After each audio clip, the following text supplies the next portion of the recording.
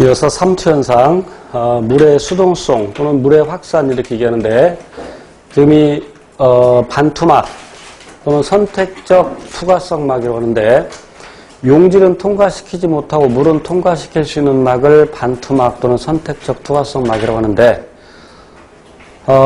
만약에 용질이 이동할 수 있다면 용질이 오른쪽에서 왼쪽으로 이동을 하겠죠. 그런데 용질이 이동하지 못하는데 물은 이동할 수 있다. 그러면 왼쪽에서 오른쪽으로. 그래서 왼쪽의 수위가 낮아지고 오른쪽의 수위가 높아져서 대기압을 무시한다면 그 농도가 똑같아질 때까지 이동을 하겠죠. 이제 확대된 그림인데, 그래서 물이 왼쪽에서 오른쪽으로 이동하는데, 그럼 이때 오른쪽에 있는 물 분자가 왼쪽으로 이동하냐? 할 수 있죠. 예, 스스로 분자 운동을 하기 때문에. 그런데 왼쪽에서 오른쪽으로 이동하는 물의 양과 오른쪽에서 왼쪽으로 이동하는 물의 양을 비교해 보면 왼쪽에서 오른쪽으로 이동하는 물 분자의 양이 더 많아서 전체적으로, 즉 외관상 오른쪽으로 이동하는 셈이 되겠죠. 집신벌레의 경우에 이제 저장액의 환경에 놓이게 되면, 저장액이라는 것은 그 세포의 삼투압보다 더 낮은 삼투압을 갖는 용액을 저장액이라고 하는데, 쉽게 말하면 이 세포보다 더 낮은 농도의 용액. 그러면 이제 물이 물이 삼투에 의해서 안으로 들어가겠죠. 그럼 이 녀석은 자신이 유지해야 되는 것보다 농도가 낮아지는데, 그럼 이 농도가 낮아진다고 해서 바깥쪽보다 농도가 더 낮아지지는 않는다. 여전히 농도가 낮아졌지만 바깥쪽보다는 더 높다. 그래서 이 녀석이 물을 내보내려고 할 때 그냥 내보내지 못하고, 수축포는 일종의 액포인데 그 수축포에다가 물을 집어넣습니다. 수축포에다가 물을 집어넣을 때도 삼투. 그래서 수축포의 그 활동에 의해서 물을 밖으로 내보내면서 이때 노폐물도 밖으로 내보낼 수 있죠. 그래서 집신벌레와 같은 원생 동물에서 수축포가 삼투압을 조절하며 노폐물을 배출할 수 있는 것이죠. 삼투 현상이 일어날 때 그 농도에 따라서 약간 현상이 다르게 일어나는데, 등장액은 농도가 같은 용액이라고 생각하시면 돼요. 그러면 농도가 같다라고 할 때 동물세포 들어오는 물 분자의 수와 나가는 물 분자의 수가 같다. 그래서 외관상 변화가 없다. 지금 동물세포를 먼저 봅니다. 적혈구를 예를 들어서. 그럼 저장의 환경이 있으면, 실은 이 그림이 더 깔끔해지려면 화살표가 안에서 밖으로 나가는 것도 있어야 되는데, 그럼 밖으로 나가는 것보다는 들어오는 게 더 많다. 그래서 외관상 물이 들어온다. 물이 계속 들어오게 되면 이 세포에 커지면서 결국 터지게 된다. 그래서 적혈구 터지는 것을 용혈이라고 하죠.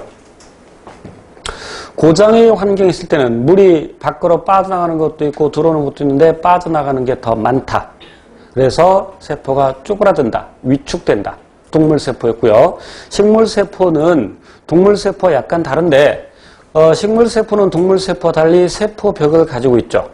그래서 이 안쪽에 있는 요 선이 이 세포막이고, 요 녀석이 세포벽인데, 지금 이 그림에서는 세포막과 세포벽이 붙어있는 상태인데, 역시 외관상 물의 이동이 없다라는 얘기는 실제로 물 분자 이동이 없다라는 얘기 아니라, 안으로 들어오는 물 분자와 밖으로 나가는 물 분자의 양이 같다. 그 숫자가 똑같다. 그러니까 외관상 변화가 없다. 저장의 환경에서는 들어오는 물도 있고 나가는 물도 있는데 들어오는 물의 양이 더 많다. 외관상 저에서 고로 이동을 한다. 그래서 이 세포의 크기가 커지는데, 그 세포 커지는 것을 여기서는 팽창이라고 표현했습니다만 팽윤이라는 용어를 흔히 씁니다. 팽윤. 그리고 맨 오른쪽은 고장의 환경이 있을 때, 물론 안으로 들어가는 물도 있고 밖으로 나가는 물도 있는데 밖으로 나가는 물 분자의 수가 더 많다. 그래서 외관상 물이 밖으로 이동한다. 저 농도에서 그 농도로 외관상 이동을 한다. 그런데 이렇게 물이 빠져나가는데 세포벽은 어느 정도 그 모양을 유지한다. 그래서 세포막이 세포벽으로부터 분리가 된다. 세포벽은 후형질이고 그 나머지 안쪽은 원형질. 그래서 이것을 우리는 원형질 분리라고 하죠. 여기서는 세포벽과 분리된다라고 했는데 원형질 분리라고 표현을 합니다.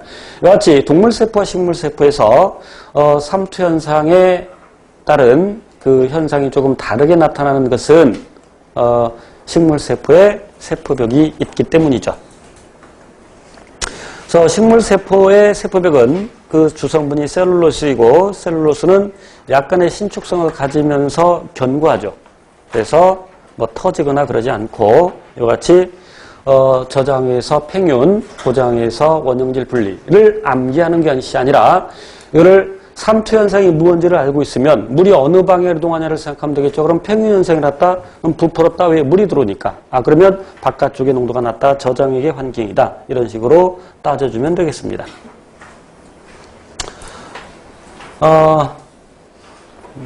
여기 그림 제목은 잘못 붙었는데 무시하시고.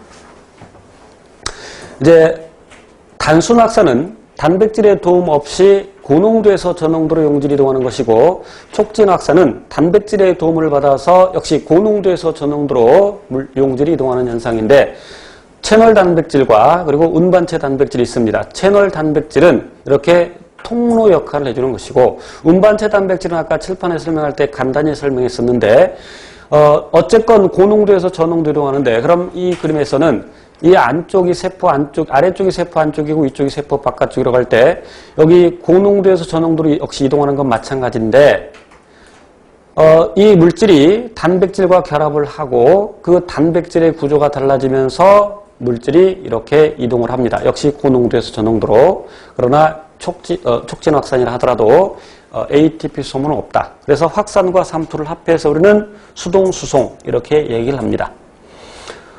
아까 막의 변형에 의해서 세포 내 섭취 그리고 세포의 배출이 일어날 때 ATP가 소모되지만 그것은 능동수송이라고 하지는 않습니다. 능동적 수송은 말이 되지만 능동수송은 아래 딱 정의가 농도 기울기의 역행에서, 이 말은 저농도에서 고농도로 이런 뜻이죠. 그래서 저농도에서 고농도로 ATP를 소모하면서 물질을 이동시키는 것을 능동수송이라고 이야기를 합니다. 이제 확산이 일어날 때, 칠판 볼게요. 확산이 일어날 때 그 확산 속도를 생각해 보면 온도가 증가하면 분자 운동 에너지가 증가하기 때문에 확산 속도가 증가한다라고 했고, 이제 농도 차를 가지고서 따지면 다시 세로축은, 그래서 가로축은 농도 차이, 그리고 세로축은 확산 속도의 그래프를 그릴 때 단순 확산의 경우에는 농도차가 증가하면 증가할수록 확산 속도는 점점 증가합니다.